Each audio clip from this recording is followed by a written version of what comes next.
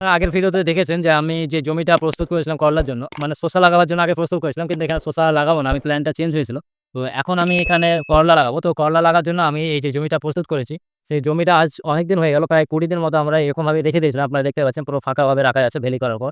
তো আজকে ভাবলাম যে যেহেতু আমরা জৈব সারগুলো নিয়ে চলে এসেছি, যে গোবর সারগুলো, সেই সারগুলো আমরা আজকে জমিতে দিয়ে দেবো। তো পুরো জমিটাতে না দিয়ে আমরা ছোট, ছোট করে এখানে গর্ত করলাম, আপনারা দেখতে পাচ্ছেন। এই ছোট, ছোট গর্ত করার পর আমরা এখানে একটা গর্ত করেছি। তো ঠিক আছে? এখানে একটা গর্ত করার পর আপনার আবার এখান থেকে ১.৫ ফুট মতো ছেড়ে এখানে আমরা আরেকটা গর্ত করব।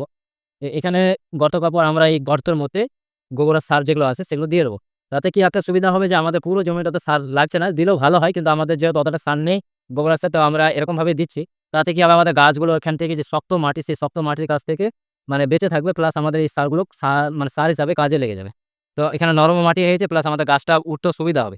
তো ১.৫ ফুট দেওয়ার কারণ হচ্ছে যে আপনার যে গাছগুলো হবে, যে ছাউনিগুলো হবে, এটা এই প্যাটার্নের মাচান আমি করব। তার জন্য আমরা এই ১.৫ ফুট করে ছেড়ে দিচ্ছি। একটা গর্তে একটা বীজ আমরা লাগাবো। তো যে বীজগুলো আমরা লাগিয়েছিলাম বাড়িতে ১ম এ জন্মিশ্রণ করেছিলাম, তো ওগুলো কম বেশি অনেকটাই বড় হয়ে গেছে। তো এখন আমাদের এই গর্তগুলো পুরোটাই আমরা জমিতে করে নিয়েছি। এখন আমাদের লাস্ট কাজ হচ্ছে যে আমরা এই জমিটাতে জল দেবো। তো আমি কিছুটা জল আজকে দিয়েছি। তো বাকি দেখলাম যে আজকে আর কিছু জল দেব না। আমি আবার কিছুদিন পর আবার এখানে জল চালাবো। তারপর আমি এখানে গাছগুলো লাগাতে থাকবো। তো চলুন দেখে নেবেন আমাদের এখানে কতটা জল দেওয়া এখন আপাতত হয়েছে। চ